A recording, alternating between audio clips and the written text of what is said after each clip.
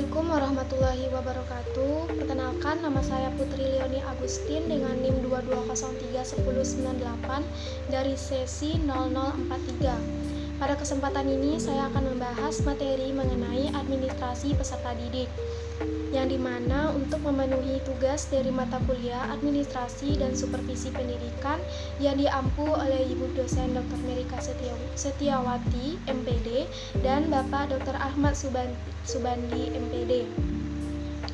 Baiklah, untuk yang pertama yaitu pengertian dari administrasi peserta didik.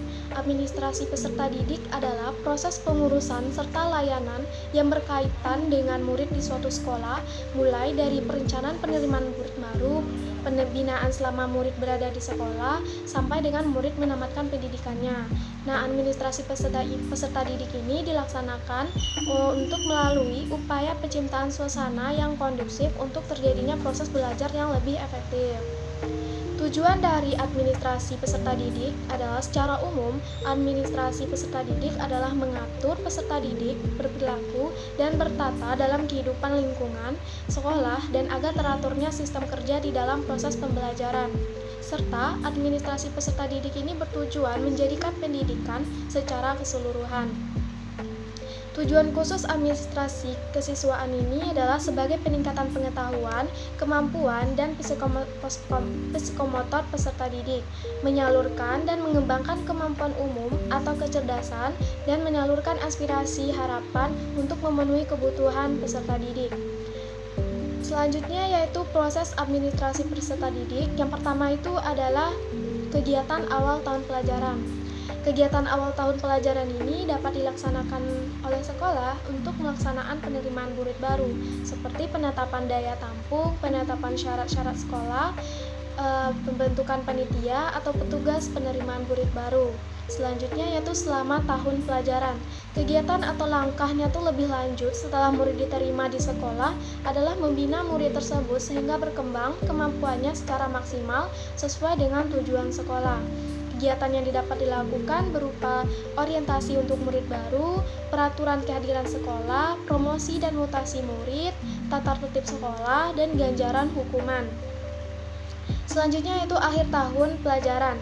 Adapun kegiatan pada akhir tahun adalah pelaksanaan ujian nasional dan ujian akhir semester. Ya, dan kegiatan ini berupa pelaksanaan ujian nasional atau kegiatan akhir semester berupa kenaikan kelas. Selanjutnya yaitu peran guru dalam administrasi peserta didik. Yang pertama yaitu perannya yaitu untuk mendata dan menyeleksi siswa baru. Yang selanjutnya itu untuk melaksanakan dan menyelenggarakan pembelajaran. Selanjutnya itu untuk mengatur dan mengontrol kehadiran siswa.